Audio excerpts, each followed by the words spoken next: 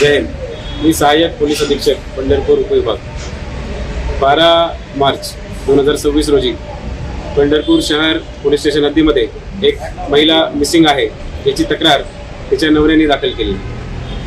त्याच दिवशी पंढरपूर ग्रामीण हद्दीमध्ये नदीच्या किनारी जो गुरसाळे ब्रिज आहे त्याच्या खाली एक अननोन अशी डिकम्पोज असलेली कुजलेली अवस्थेमध्ये एक महिलेची नग्न अवस्थेत डेड बॉडी मिळाली. त्यावेळेस तर ती काही लिंक लागली नाही, परंतु 1 महिन्यानंतर जेव्हा इतर पोलीस स्टेशन व इतर जिल्ह्यामध्ये अशी ती अननोन डेड बॉडीशी संबंधित काही माहिती मिळते का याबाबत तपास केल्यावरती शहरमध्ये एक मिसिंग दाखल आहे महिलेचं, जिचं वर्णन जवळपास सारखं आहे अशी माहिती PI पंढरपूर ग्रामीण यांना मिळाली. त्याच्यानंतर ती जी काही मिसिंग व्यक्ती होती तिचे जे काही संबंधित व्यक्ती आहे, फ्रेंड्स आहेत, फॅमिली आहे, यांच्याकडे चौकशी करण्यात आली. तिची एक मैत्रीण आहे, तिने त्या डेड बॉडीवरती असणारे जे काही वेगवेगळे ज्वेलरी आहेत त्या आयडेंटिफाय केल्या. तिच्या हातात जे काही काळे धागे होते, पायाला सुद्धा काळा धागा होता, तो आयडेंटिफाय केला. कारण की ती डिसीज्ड होती, कुजलेली बॉडी होती, त्याच्यामुळे चेहरा ओळखू येत नव्हता. आणि अशा परिस्थितीमध्ये त्या मैत्रिणींनी ती बॉडी ओळखली. त्याच्यानंतर ती जी काही त्या डेड बॉडीची ओळख पटली. त्याच्यानंतर तपास सुरू झाला. त्यामध्ये तुम्ही ज्या पद्धतीनं पोलीस अधिकाऱ्यांनी सांगितलं होतं ते तर ऐकलं, पण एका सुखी संसाराला कोणाची नजर लागली आणि सर्व संसार उघड्यावर आला. हे सर्व केवळ मोबाईलमुळे झालं. मोबाईल वापरणं गुन्हा नाही, पण त्यामध्ये आपण किती गुंतून जायचं याला मर्यादा पाहिजे. बरं, आपण मोबाईल वापरतो म्हणजे वाईट कामे करण्यासाठी वापरतो का? कदाचित काही लोक करतही असतील वाईट कामे, मग त्या वाईट कामाची वाईट शिक्षा देखील मिळते. त्याचप्रमाणे आजचं हे प्रकरण आहे.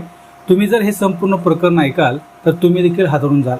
एखाद्या चित्रपटालाही लाजवेल अशा प्रकारचं हे प्रकरण आहे. त्याच पद्धतीची याला कलाटणी देण्यात आली आहे. तर मग जाणून घेऊ की या ऐश्वर्याच्या आयुष्यात एवढी वाईट वेळ का आली. नमस्कार, मी जनार्दन राऊत आणि तुम्ही पाहता क्लिक टू न्यूज. सोलापूर जिल्ह्यातील मंगळवेढेनगर या ठिकाणी हरी सरवदे हे राहतात.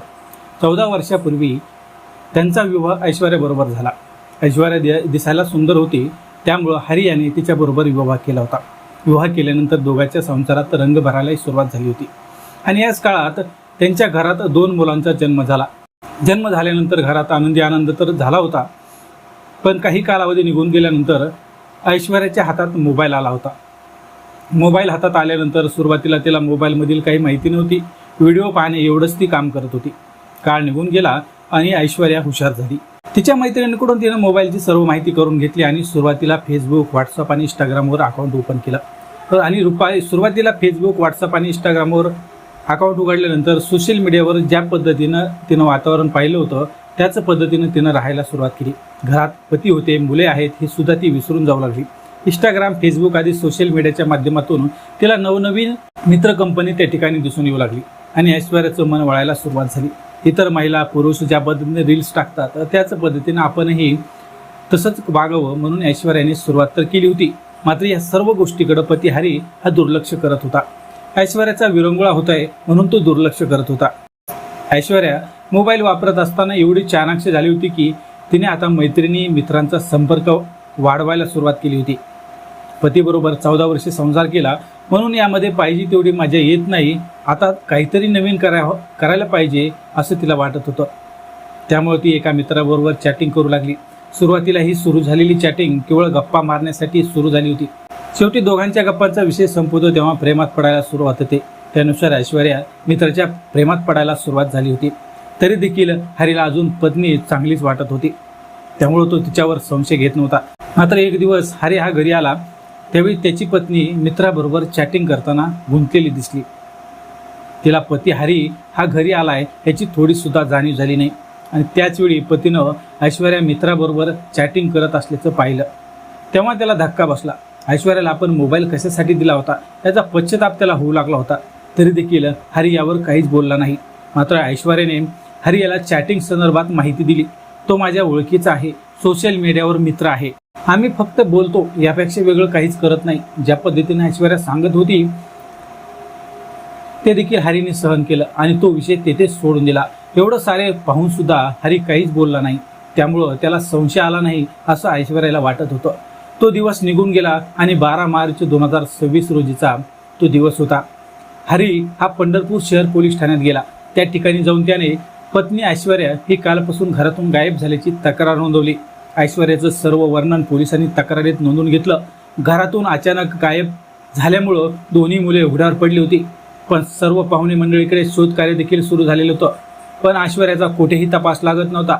अखेर 12 मार्च रोजीचा तो दिवस होता. चंद्रभागा नदीवर गुरसाळे या ठिकाणी एक बंधारा बांधलेला आहे आणि त्या बंधाऱ्याच्या पुलाखाली एका महिलेचा नग्न अवस्थेत मृतदेह आढळून आला होता आणि ग्रामीण पोलीस त्या ठिकाणी तात्काळ पोहोचले. मृतदेह ताब्यात घेतला आणि मृतदेह देखील कुजलेला होता, त्यामुळे तपास लागणं अवघड होतं. महिलेचा नग्न मृतदेह सापडला म्हणजे तिच्यावर अत्याचार करून तिला या ठिकाणी टाकला असावं असा प्राथमिक अंदाज पोलिसांनी काढला होता आणि त्यानुसार ग्रामीण पोलिसांनी सर्व पोलीस ठाण्यात मिसिंग तक्रार आहे का याचा देखील शोध घेणं सुरू केलं होतं. तेव्हा शहर पोलीस ठाण्यात त्याच दिवशी एक मिसिंग तक्रार पतीनं दाखल केलेली होती. ज्या पद्धतीचा मृतदेह सापडला होता त्याचं वर्णन आणि मिसिंगचं वर्णन हे सर्व तपासण्यात आलं आणि तो मृतदेह हरीश सरवदे यांच्या पत्नीचाच म्हणजे ऐश्वर्या हिचा असल्याचं समोर आलं. मृतदेह तर पतीच्या ताब्यात देण्यात आला. हे प्रकरण येथेच थांबलं जाईल असं सर्वांना वाटत होतं, पण पोलिसांच्या डोक्यात वेगळाच संशय होता. ऐश्वर्याचा नग्न अवस्थेतील मृतदेह सापडलेला होता म्हणजे या पाठीमागे खूप मोठं कट कारस्थान असणार. त्यानुसार पोलिसांनी ऐश्वर्याच्या मोबाईल नंबरवरून तिचं लोकेशन चेक करायला सुरुवात केली. त्यानुसार ऐश्वर्याच्या प्रियकराचे चॅटिंग त्यामध्ये मोठ्या प्रमाणात आढळून आले आणि त्यानुसार प्रियकरानं हे सर्व कट कारस्थान केलं असणार असा संशय पोलिसांना आला. त्या प्रियकराची चौकशी केली असता त्यामध्ये त्याचा काहीच सहभाग नसल्याचं पोलिसांच्याही तपासात आणि लक्षात आलं. त्यानुसार पोलिसांनी मोर्चा वळवला ऐश्वर्याचा पती हरीश सरवदे याच्याकडं. सुरुवातीला हरीश सरवदे याने या संदर्भात काहीच माहिती नसल्याचं सांगितलं. तोपर्यंत पोलिसांनी ऐश्वर्याचा मोबाईल कधी कोठे सुरू झाला होता, कोठे बंद पडला होता याची सर्व माहिती शोधून काढली होती. ज्या दिवशी तिचा मृतदेह सापडला त्याच दिवशी लोकेशनचं त्या ठिकाणी दिसलं होतं, तिथं स्टेटस देखील काय होतं आणि नंतर मोबाईल बंद कसा झाला अशा एक ना अनेक प्रश्नाचा भडीमार जेव्हा हरीश सरवदे याच्यावर करण्यात आला तेव्हा त्याने पोलिसांना पैशाचं आमिष दाखवलं आणि हे प्रकरण येथेच थांबावं असं देखील त्याने सांगितलं. मात्र पंढरपूर पोलिसांनी ज्या पद्धतीने या प्रकरणाच्या मुळाशी जायचं ठरवलं त्यानुसार हरीश सरवदेला ताब्यात घेण्यात आलं आणि संपूर्ण घटनाक्रम जेव्हा त्याला विचारला तेव्हा हरीनं सांगितलं ऐश्वर्या तिच्या मित्राबरोबर चॅटिंग करत असताना हरीनं पाहिलं आणि त्यानंतर हरीच्या मनात चॅटिंगमुळं शंका येऊ लागली. हरी कामावर गेला तरी ऐश्वर्या त्या मित्राबरोबर बोलत असेल अशा प्रकारचा विचार तो करत होता. त्यामुळे प्रत्येक दिवस वाढत असलेला संशय पत्नीशी भांडण करण्यापर्यंत आला आणि ज्या पद्धतीनं दोघांमध्ये भांडण सुरू झालं होतं सुरुवातीला हरी काहीच बोलत नव्हता, परंतु त्या दिवशीचं चॅटिंग पाहिल्यानंतर ऐश्वर्याच्या प्रत्येक हालचालीवर तो आता लक्ष ठेवू लागला होता. घरात लहान मुले असताना त्यांच्या भविष्याचा विचार करण्याऐवजी ऐश्वर्या स्वतःचाच विचार करते या गोष्टीचा हरीला राग येऊ लागला होता. मनात प्रत्येक दिवस वाढत असलेला संशय आता हरीच्या डोक्यात गेला होता. काही झालं तरी ऐश्वर्या आपल्यापासून लांब गेली तर तोंड दाखवायला जागा राहणार नाही या विचाराने ग्रासलेला हरी आता टोकाचा निर्णय घेण्याच्या तयारीत होता. कारण ऐश्वर्या तिच्या प्रियकराच्या एवढी आहारी गेली होती की ती कधीही त्याच्या प्रियकराच्या मदतीने हरीला संपवल याची भीती त्याच्या मनामध्ये होती. त्यामुळे हरीने 7 मार्च रोजी एक प्लॅन आखला. मुले शाळेत गेलेले होते तर घरी ऐश्वर्या एकटीच होती. दुपारी 3 वाजण्याच्या सुमारास हरी हा घरी आला आणि घरी आला त्यानंतर ऐश्वर्या ही किचनमध्ये असल्याचं त्याच्या लक्षात आलं. त्याने बेडरूममधील चादर घेतली आणि ऐश्वर्याच्या तोंडावर झाकून त्याच ठिकाणी तिचा गळा दाबला. ऐश्वर्याला काहीच हालचाल करता आली नाही आणि तिथेच तिचा मृत्यू झाला.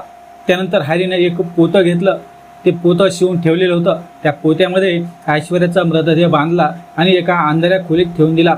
त्यानंतर मुले शाळेतून घरी आले आणि घरी आल्यानंतर हरीने मुलांना सांगितलं की आपल्याला जेवण करायला बाहेर जायचं आहे. त्यानुसार सर्वजण बाहेर जेवण करायला गेले. जेवण झाल्यानंतर मुले घरी येण्यासाठी निघाले तेव्हा रात्री 10 पर्यंत मुलांना हरी हा बाहेरच खेळत होता. त्यानंतर रात्री 10 वाजण्याच्या सुमारास दोन्ही मुले घरी आले. मुले घरी येताच ते दोघेही त्या ठिकाणी झोपी गेले. तेव्हा हरीने ऐश्वर्याचा मृतदेह घरी पुरण्याचा प्रयत्न केला पण त्याला रात्री काही झोप आली नाही. त्यामुळे त्याने मध्यरात्रीच मृतदेह गुरसाळे पुलाच्या दिशेने घेऊन गेला आणि त्या ठिकाणी गेल्यानंतर तेथे ऐश्वर्याच्या अंगावरील सर्व कपडे काढले, जेणेकरून पोलिसांना वाटावं हिच्यावर कोणीतरी अत्याचार केला आणि या ठिकाणी मृतदेह आणून टाकला. आणि त्यानंतर मग हरी तिथून निघाला आणि दुसऱ्या दिवशी शहर पोलीस ठाणे गाठले.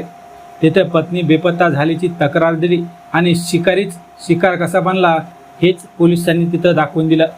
ज्या पद्धतीनं सर्व प्रकरण दडपलं जाईल असं हरीला वाटत होतं, पण तोच त्यामध्ये अडकला गेला. पोलिसांनी अतिशय चाणाक्ष पद्धतीनं पतीला बेड्या ठोकल्या आणि एका मोबाईलमुळं ऐश्वर्याला तिचं आयुष्य गमावं लागलं. आता मागे उरली फक्त 2 मुले. आई देवाघरी गेली आणि पती जेलवारी करायला गेला. त्यामुळे मोबाईलच्या आहारी जाऊन पुढचं पाऊल आपण काय उचलतो हे पण लक्षात घेतलं पाहिजे. सुखी संसारात मोबाईलद्वारे प्रेम जुळलं आणि येथेच संसाराची राखरांगोळी झाली. मित्रांनो, याविषयी तुम्हाला काय वाटतं? तुमच्या प्रतिक्रिया नक्की व्यक्त करा. यामधून आपण कोणालाही बदनाम करत नाही अथवा गुन्हेगारी प्रवृत्तीला प्रोत्साहन देखील देत नाही, पण कोणाच्याही आयुष्यात ही वेळ येऊ नये एवढीच अपेक्षा. तर पुन्हा भेटूया, तोपर्यंत नमस्कार.